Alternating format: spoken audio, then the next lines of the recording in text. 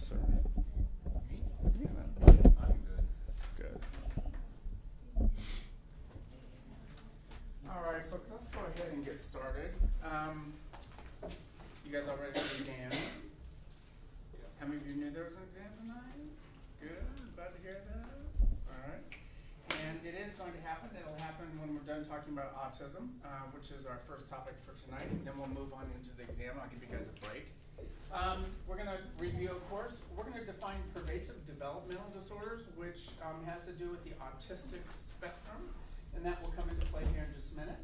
We're going to identify the 8 characteristics of autism or of pervasive developmental disorders. And then we're going to have our exam. Pretty sweet and clean, yeah? Yeah. Okay. How many of you guys need a handout for the chapter?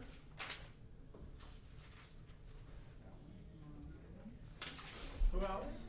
Craig.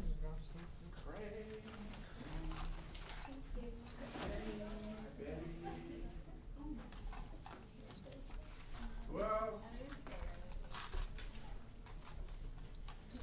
I have one more for some brave soul. I have one more. Pick a number between 1 and 20. Huh? Is it 15? 18 was the number. So you're going to share it. No, you don't have it either. They printed it off. It's somewhere in here. Yeah. Okay. Also, we're going to talk a little bit about Asperger's syndrome. So, if I was to ask you, because you know I'm really good at asking stuff, here's that mild to moderate to severe and profound categorization of special ed disabilities, right? And here would be mild. What's the next one? Moderate. Thank you. And the next one? Severe. And then this one would be profound. Okay? So, on this spectrum, if you will, where would autism fall, do you think? Severe. Who's severe? Some say severe? Moderate. Moderate? Depends on the case. It depends. It's that D word. It depends, huh? Raise your hand if you think it depends. Okay, you guys take the lead really well. So now explain to me why it depends. Because some cases are different than others. Some cases are different than others, like more severe? Yeah. Or different kinds? Yeah, because there's not just one type of autism. Okay.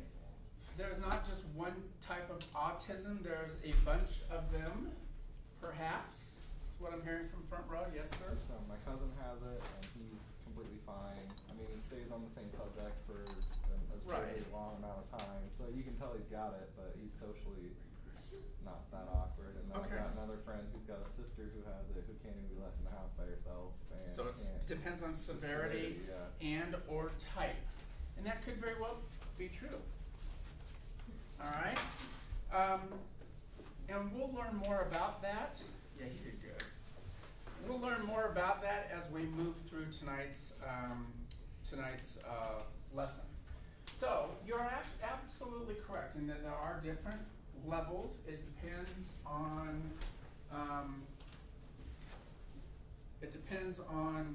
the degree of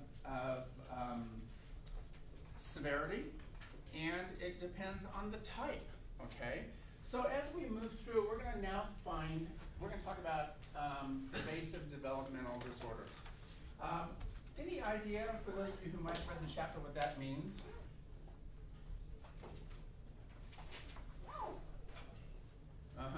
Okey-dokey. Pervasive developmental disorders.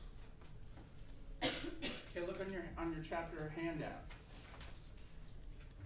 Number 3, autism is a severe form of a broader group of disorders called pervasive developmental disorders. You guys all see that? Yeah. Of which there are 5. There are 5 categorizations of pervasive developmental disorders. You all see what I'm talking about? Because this is important. What's the first one? Autism. Okay, well, that's interesting, Dr. King, because I thought, that's all we were talking about. Well, these other 4 also fall into this category of pervasive developmental disorders, and that's really what we're talking about. We do have autism. We have Rett's disorder. Anybody ever heard of Rett's disorder? Not to be confused with Tourette's syndrome. It's along the same lines, isn't it? Similar, and we'll learn about it. Yeah, I actually. We have childhood disintegrative disorder. We have Asperger's syndrome and pervasive developmental syndrome, okay?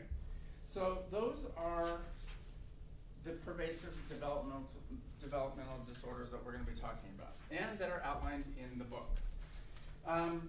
In all 5 of these disorders, individuals experience impairment in multiple areas of functioning. So I'm going to write down on the board here, and you're going to tell me, what do you think are some of the characteristics of somebody who is autistic? Just based on what you've seen on TV and heard, or whatever maybe you've read and you know for a fact. Sure, Milo? Sometimes they don't learn how to speak the way that you might expect a regular child to learn. Okay, so they have language delay? Or maybe they can't, like, I knew a kid in high school with severe autism. He learned how to speak from Disney movies. Okay.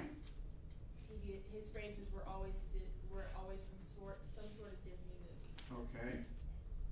Or an impairment of some kind.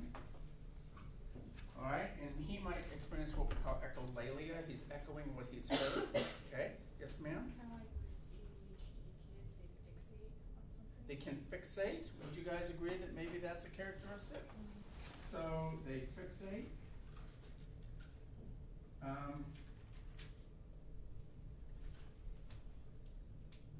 There's a high degree of attention intensity. Okay, what other things have you heard? Back row over here, anybody? You could be better in one subject than the other. Might possibly have a gift or a talent or a fixation in a certain area of something, okay? We have, I had a distant cousin, it's like a 4th cousin, he's now an adult, but back when I was a kid in the 60s, he was a few years younger than me, and he was one of 4 kids. He was the oldest, but he didn't talk right away. It was like till he was 4 or 5 before he really started talking. And I remember visiting, we were there for the day one time, and he had this obsession with boxes. It could be everything from like little film boxes, like Fuji film boxes, to cardboard boxes, to shoe boxes, to all kinds of boxes. And he like collected these boxes and he played with them and he did all kinds of stuff with boxes, but he was kind of fixated. Now, he did, as we now know, he later was identified with a type of pervasive developmental disorder. I don't know as to whether it was actually autism or if it was Asperger's, because we're just not that close and lost touch, and I just never really brought it up when I was around because I was kind of a kid. But there is a kind of I don't want to say a fixation, but there could be a propensity towards fixating on specific things. Now, what's your name? Alora says that they might also have a skill or a talent in a specific area, and she's right. Oftentimes, not all kids, but generally sometimes, they have a real skill in a particular area, all right? How many of you guys ever seen the movie Rain Man with Dustin Hoffman? Did I talk about this yet? No. You guys? Okay, for those of you who remember the movie, Alex, give me an example of, or do you know anything about the movie that you can share? To make sure we're talking about the same movie. It's with Tom Cruise and Dustin Hoffman. To Vegas, okay. Yep. Yeah, he's really good at remembering like certain numbers. Yeah. Yeah. Exactly. Dustin Hoffman is the character in the movie along with his brother, Tom Cruise. Tom Cruise is the younger, handsome, studly brother who's very successful in life. His parents die, And he now becomes in charge of the well-being of his older autistic brother, Dustin Hoffman. Dustin Hoffman plays an autistic adult individual who has been living for years, all of his adult life, in a care facility, okay, for individuals who are autistic. Now, to take you back and just refresh your memory, this care facility would be, you know, a specific home or school in this case for people who are autistic. Would that be in terms of inclusion and in terms of least restrictive environment? Thank you very much. Would that be, where would that fall? Would that be restrictive or would that be less restrictive? Compared to the regular classroom, it would be restrictive, right? Very much so. Yes, ma'am. Well, and even like when, because we just talked about this in my psych class last week. You had what? We talked about this in my Oh, psych really? Have you class watched the last movie week. yet? Yeah, we watched clips and like. Oh, sweet. Like he was super good at math, but when he got like when his brother took him to the doctor, he wrote autism, like autistic, and the nurse thought they said artistic because they didn't know much about it yet. So that's like one thing. Yeah. The movie takes place, I'm not sure what the year is, do you recall?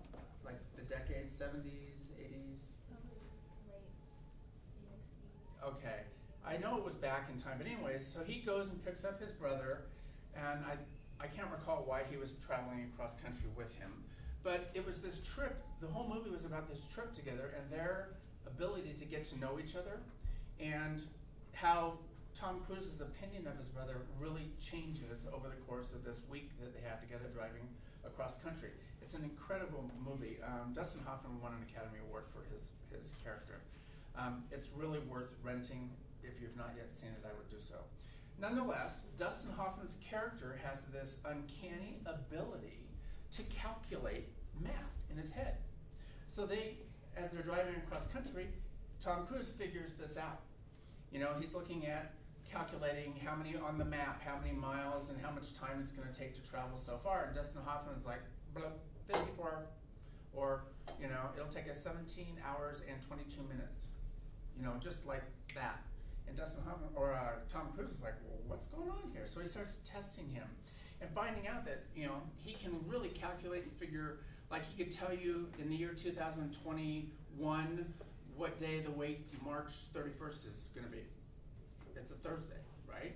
He can figure those types of things out. So as they get towards Las Vegas, Tom Cruise starts having this plan that he will utilize his brother's math skills to cash in on some money in Vegas. So that in jest is what the movie's about. It of course gets into more of a relationship, and his brother does not ever go back to the institution, I believe. So, but he's autistic, and he has an uncanny skill in math. But it could be skills in other things. I believe one of the examples in the book that the book gives you talks about a young boy in Chicago who has the uncanny ability to calculate and figure out exactly when bus schedules, when the bus is going to arrive at whatever corner, at whatever time. Like if you asked him, okay, when's the bus going to be on Cedar Street and 3rd Street on the afternoon of Tuesday the 27th, he can give you, it'll be there at 3:15, 3:25, 3:17, you know, just weird things like that. He also memorized and has the ability in his head to calculate subway schedules, all transportation schedules. Other kids are really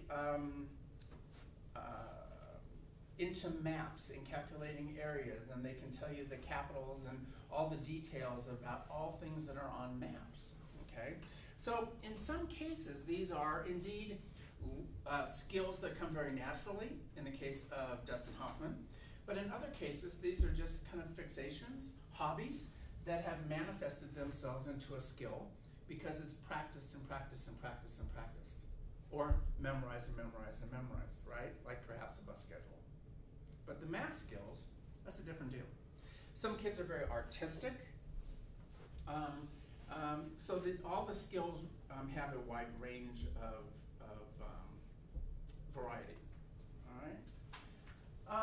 What else do you think, or can you tell me about characteristics of somebody who might fall into this autism spectrum? Angel? They don't like change. They are not happy with change.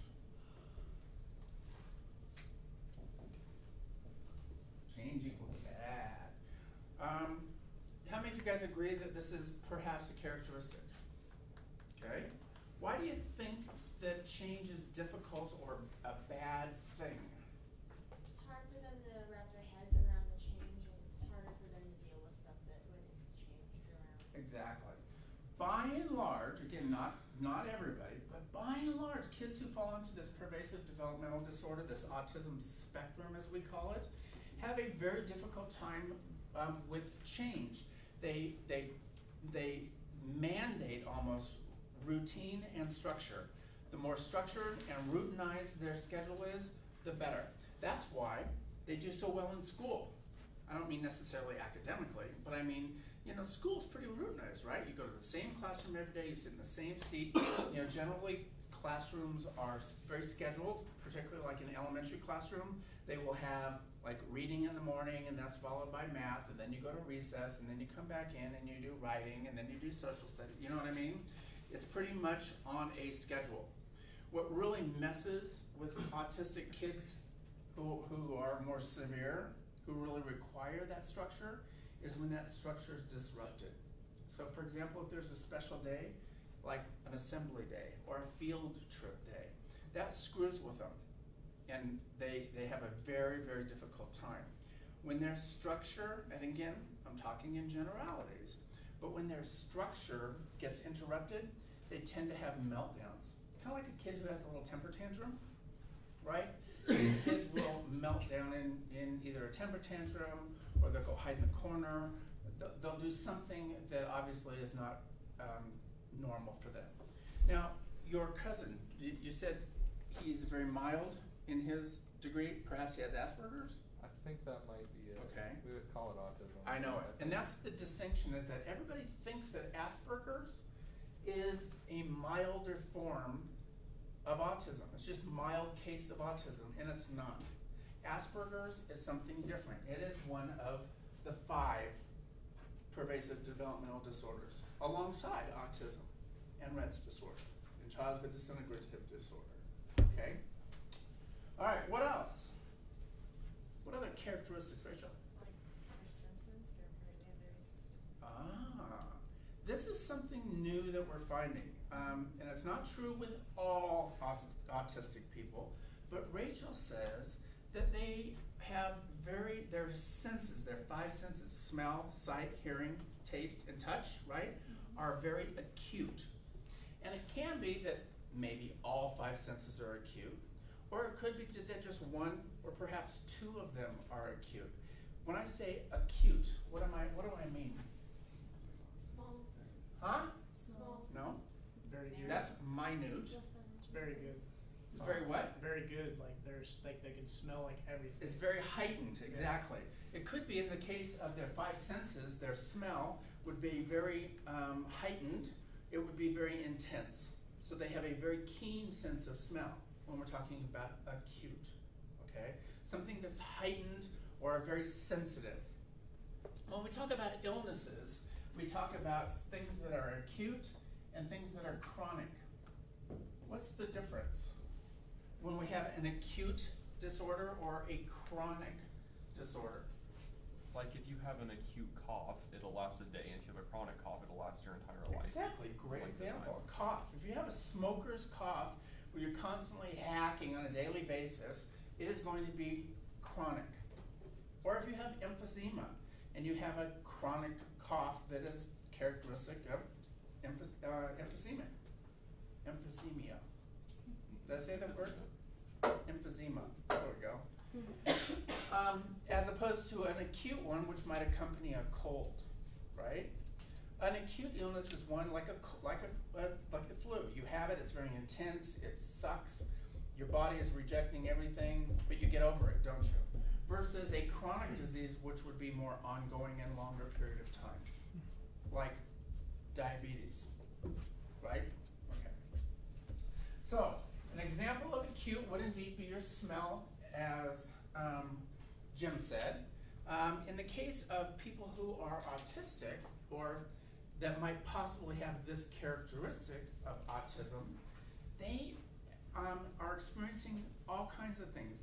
Their sense of smell is so heightened that it's bothersome to them. It's not like, oh wow, I smell good, or can smell good, but like their sense of touch, when somebody touches them or they wear certain types of clothing, it bothers them to the point where they can't wear clothes.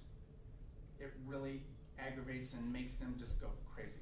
So for example, when you have put things on, any of you have an aversion to wearing specific types of material on your body? Like some people hate wool because it really makes them itch and uncomfortable, right? Well, that would be an example of the type of thing that we're talking about here with feeling. Others, we are finding, have a real aversion to having pressure. How many of you guys like to sleep with lots of blankets on the bed? Yeah, and then there's others that, no, it doesn't matter as long as I'm warm, right? But some people like that heaviness, right? In the terms of people who are autistic, again, if they fall into this category, they might like that pressure, something on them, and it calms them as opposed to not having that pressure wrapped around them. Yeah. I was just gonna say, I taught Swim swim lessons when I had a kid with autism. lessons to a kid with autism? Yeah. Okay. And he had to be, like, at all times I had to somehow put pressure on him to even get him to relax. So he really responded to that pressure, right? And like, even to get him to lay on his back, I almost had to like lay completely underneath him and move with him. Yeah. In order to get him. In some cases, with kids, this whole pressure sensitivity thing is new, and we don't know a whole lot about it. But we are learning, and they think it might be associated with autism, but they haven't quite made that commitment yet to identify it with autism. But the whole pressure thing I find really interesting because it's kind of like kids throughout the day. Some kids just need a nap, and then they wake up and they're a little happier and easier to get along with, right? If they go without their nap, they become really, cranky and irritable and just like ballistic, right? Well, that same kind of scenario happens with kids with pressure sensitivity. If we lay them down, wrap them really tightly in a blanket called swaddling, like you do for babies, right? Or in some cases, if you actually lay down on them or put mats on them, so that pressure, that really calms them and centers them. Centering. Do you guys know what I'm talking about when I say centering? Like babies and children have to sometimes get centered. Do you know about that? It just brings them back down. It brings them back down into themselves, and that's called being centered. You're centering them. What do kids do automatically, infants, to center themselves? They suck their thumb. Yeah, that's one of the reasons why we get pacifiers in some cases to kids, because it allows them a way of focusing their control on one of their five senses, in this case their sense of taste, right? Or that oral fixation. It allows them to center and refocus back in on themselves. That's what we mean by centering. So with kids who are autistic, sometimes that really has an impact, okay? Other characteristics that come to mind. Like nervous twitches, maybe? Perhaps a nervous twitch, or a twirling of the hair, or some sort of a fetish or a habit that is chronic, that's ongoing all the time. I was like a mentor for like a class back in high school. A lot of them, they don't like refer to themselves as like me or I, or they say like Jimmy wants like, ice it's cream. third person. It's in the third person. Yeah, we'll talk about that as well. Oftentimes when language does occur, they don't talk in the first person. They don't say, I want to go to the bathroom, Mrs. Miller, do you mind if I go? They say, Jimmy wants to go to the bathroom. Isn't there a congressman that refers to himself as in the third person? There's a lot of people who refer to themselves. It annoys me. Yeah, well, some people think it's kind And of they cool, don't it's even like different. say their language correctly, like they don't say Jimmy wants. It's like Jimmy, go Jimmy potty. want or Jimmy potty or like. Yeah, and that gets to be with the language delay and the language impairment. Okay. All right. Yes, sir? I was gonna say like social interactions, they tend to be thank you. alone and secluded versus wanting to be in on everything all the time. eye contact too? Isn't that big? I'm sorry, say that again, please. Eye contact? Is it? Sure. I'll put it in here. Alright, let's see to what extent you guys have nailed this. Thank you for done fairly well with my assistance. Okay, under characteristics of autism, you've seen number one is indeed language development, in case you guys haven't already seen that. Language development ranges in kids who are autistic from completely nonverbal, meaning they never gain language skills, to those who have very complex language skills. They can talk as good as you and I can, all right? Two common impairments exist. One is delayed language, and current statistics suggest that about 50% of individuals with autism will eventually speak. Now this is not necessarily pervasive developmental disorders. This is just autism, of which there are 5 types. Autism is one of the 5. Are you with me? Yes. Okay. And then pronoun reversal. Jimmy wants ice cream rather than I want ice cream. We just talked about that. And then echolalia, and that's something I believe that Mary Lou was referring to earlier when we talked about the fact that communication is in the communication form in which people often echo each other's language. So for example, Bob, do you think we should go outside? I think we should go outside. They just literally repeat the 2/3 of the sentence that they just previously heard, and that's called echoing language, and that's called echolalia. Social interaction. This is the hallmark characteristic of autism, and this is when they lack social interaction.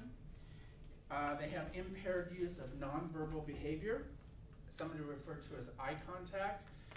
Kids, remember we talked about kids with mental retardation, how they sometimes get in your bubble?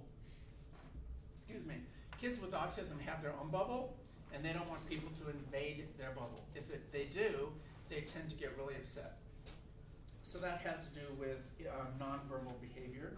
They lack peer relationships.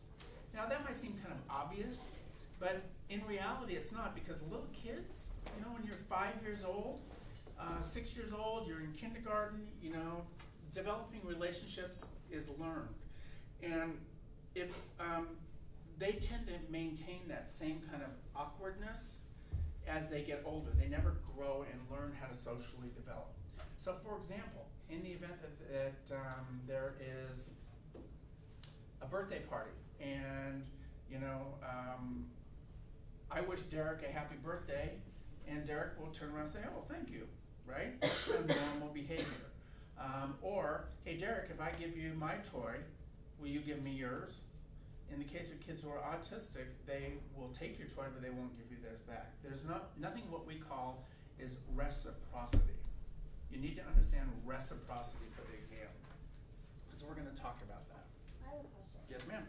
Okay, because I have a friend who had a brother who passed away from autism, but like he his social interaction was like top notch. Like He was very good. Yeah, like he was like the popular kid in school, and then he was like on like the more severe end of it. So like, is that He was on the more severe end of autism, Yeah. but he had language skills?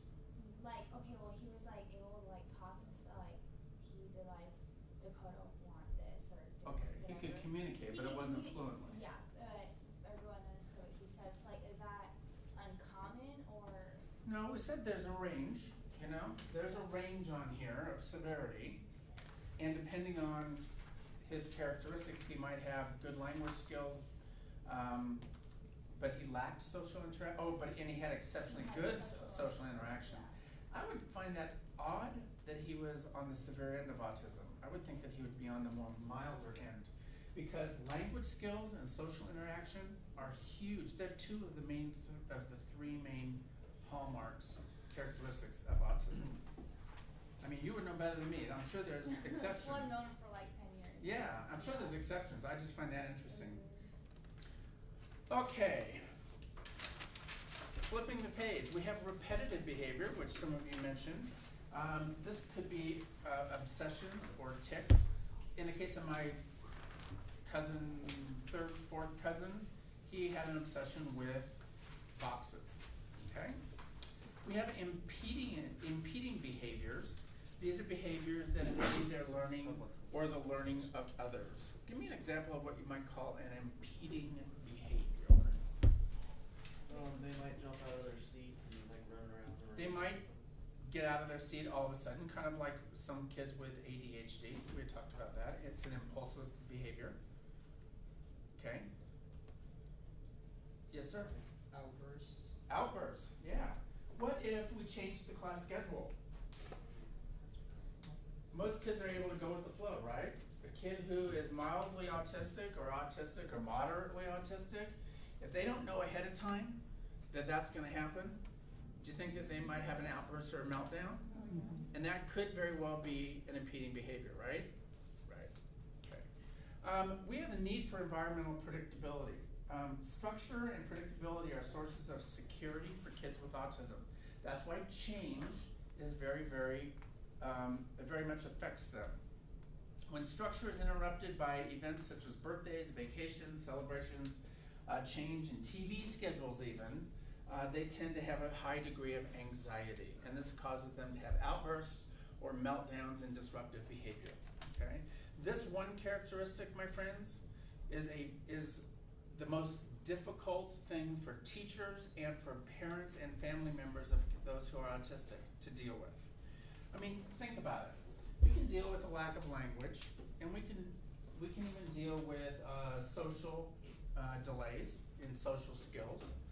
But this characteristic of needing predictability is the #1 cause of divorce of all kids with disabilities as parents of autism, because everything has to be planned out. You know, if you have 2 or 3 kids and one of those kids has autism, every day you have to do the same thing. You have to pick Johnny up at school at the same time. You have to go through McDonald's on the way home and get the same ice cream. You have to go home and turn on the same cartoons, and you have to have the same this and that all the way through bedtime. The routine is exactly the same. You can't leave necessarily and have somebody new come into the house to watch them, because that disrupts their routine. If big sister or big brother or somebody comes in and changes the channel and messes with it, they have a meltdown. If big brother or big sister want to have a birthday party, right? Or have friends over for a sleepover, no, I'm sorry, you can't have it. It messes with the autistic, with the kid, okay? If there is a thunderstorm and the TV goes out, the kid has a meltdown. Predictability and routine are extremely important. And because of this, it really, I mean, think about your life. You can't map out your life and you have no flexibility. You can't do things that are fun and different, because little Johnny's routine will get messed up. So this leads to a high degree of anxiety within the household, and it leads to a high divorce rate, unfortunately. Now, how are you as a teacher of an autistic child, now knowing this, going to adjust to those types of things in the classroom? How are you going to work with little Johnny, who's an autistic boy in your classroom? Not change the seating arrangement. Okay, seating arrangements is going to stay the same. Where might you seat Johnny? Perhaps in the front. In this classroom, would we maybe sit him right here? Or maybe right here, right? Or at least somewhere close up. Yeah, there. This is just with the seating arrangement thing. I went and observed a music classroom, because I'm going into music. With my observing teachers found out that students with autism need to be placed away from the sound as possible because of the acute senses. So in that case, they need to be as far away from the sound as It would possible. depend on the classroom, exactly. Very good, I should have mentioned that. Thank you for pointing that out. Obviously, if they have an acute sense of something, they need to be, that needs to be addressed in a maximum way. So in this case, in music, further away. Okay, yes ma'am? So you could maybe lay out your weeks and try and stick to that and give them a schedule? Well, yeah, but the best thing is kids get older, they're more able to work with them. So you as the teacher need to give them cues and let them know ahead of time, as far ahead of time as you know, that our schedule for tomorrow, Johnny, is going to be different, and you would remind Johnny of that all through the previous day and even the morning of the day. So for example, if you're going to have an assembly, okay, you would remind Johnny when he comes into class that day, Johnny, remember, we're not having reading today. Instead of reading, we're gonna go to the auditorium and we're gonna all sit together and we're gonna have an assembly, okay? So you're prompting Johnny as much ahead of time as you can, all right? What are you gonna do in the class if you have a little different situation and you're moving from one subject to the next? You're gonna also prompt Johnny, but you're gonna use it in the way of cues, right? I might come by and I would say, Tawny, we're gonna be putting our reading books away and we're gonna be moving on to math in just a minute, so finish up. Something very simple like that you don't always have to do with all the kids, but you're gonna have to kind of remind Johnny, or Tawny in this case. Those are prompts and cues, and those are transitions, and those are very effective in working with kids with autism. All right? Sensory movement disorders. Some children with autism experience under or over responsiveness to sensory stimulation. We talked about that, the 5 senses: pressure, sound, etc. Intellectual functioning. Autism occurs in children with all levels of intelligence. Did you guys hear that? Because that's the test question. With all levels of intelligence. We have kids who have very high IQs, and we have kids who are mentally retarded. Severe, true or false, question on the exam. Individuals with severe autism often fall into the mental retardation category as well. True. Okay. All right. The majority are diagnosed as mentally retarded. Approximately 20% have normal IQ, 30% have mild to moderate intellectual impairment, and 42% have severe to profound. So you can see, it depends on the spectrum here. Causes of autism: biomedical, and these are caused by abnormalities in brain development, neurochemistry, and genetic predisposition. Again, those things are starting to sound familiar to you. Do you think the rate of autism is rising or falling? Rising. Rising, you say. How many of you agree? Raise your hand. Why do you say that it's rising? You see, like, studies or like even commercials on TV that say, isn't it like 1 in every 42 kids now is diagnosed with something? Commercials on TV? You believe everything you Well, see like, on and TV? you can read it online too. It's not Yes, you just can. TV.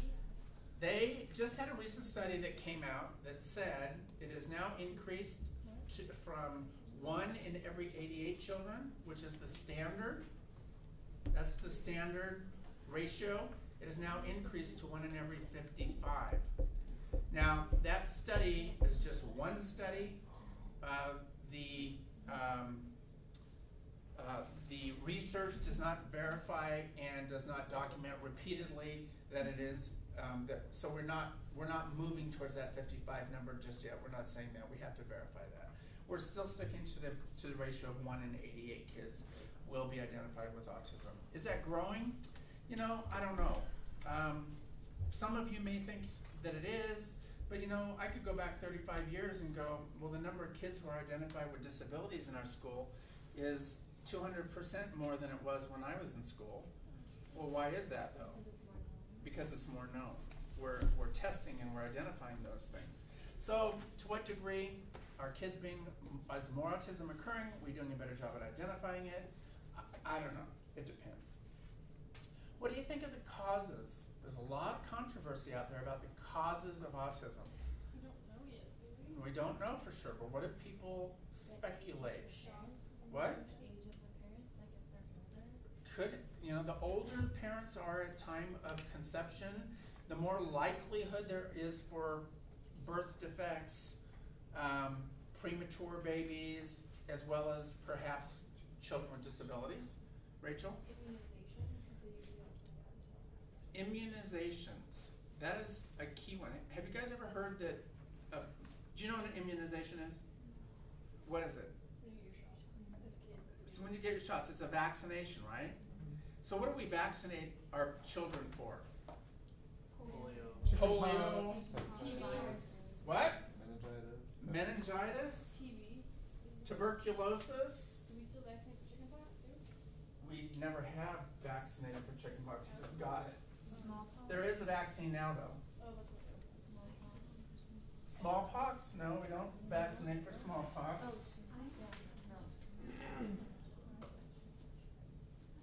Have you ever heard of the MMR vaccine? Yes. It's a combination vaccine that contains 3 diseases that we give a vaccine for in one shot. Okay? Rabies, mumps, Measles.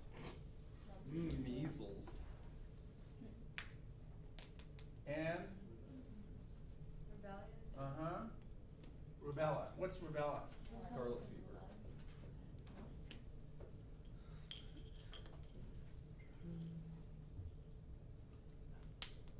Rubella is German measles. MMR is the vaccine.